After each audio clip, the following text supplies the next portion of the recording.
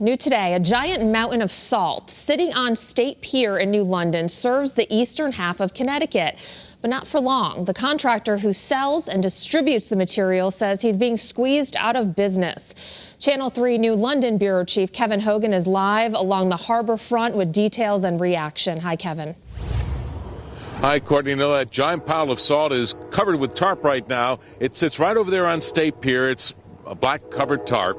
It was twice the size, some 300 feet longer, just before the last snowstorm. And then contractors whittled it away, taking it up to Yukon and stores, the casinos, and also as nearby as Electric Boat and towns and municipalities.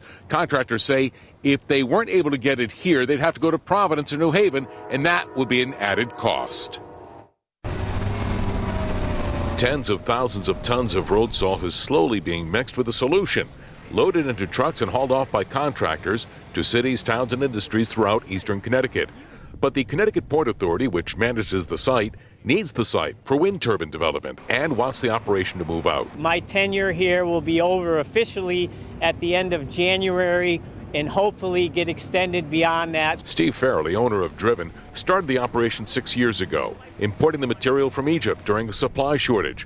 Farrelly tells me the eastern salt pile saves Connecticut businesses $6 million a year. Businesses like Allied Snowplow, which covers Connecticut, buys thousands of tons of salt every year from New London. And owner Rick Whittle says if he had to buy salt out of Gateway Terminal in New Haven, the only other supply base, his prices would jump. That extra cost will have to be passed on to the customer eventually. Rick says it's simple math. 2,000 tons equals 100 truckloads. The added cost of time, fuel, and manpower, it costs his company an extra $270 per load, or $27,000 extra a year. Other contractors say having a salt pile here is a no-brainer. Here, you know, if we need to get salt, we just come down here when it's here. You know, it's right here. Or if it's a Sunday storm or something, Steve from Driven has always been able to accommodate us. Logistically, you cannot service the state of Connecticut with the tons of salt it needs when it needs it out of one port. Can't happen.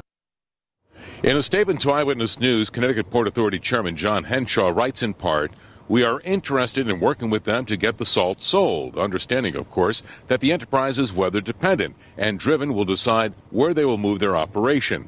That may lead to another extension so long as it does not interfere with DOT's remediation on the site or upcoming construction activities." Now, if you want the full statement, just go to the WFSB.com. Also, commenting tonight is the local regional council of governments. They want the salt pile to stay in eastern Connecticut so the costs won't be incurred by the towns. Live at the mobile newsroom in Groton, Kevin Hogan, Channel 3 Eyewitness News.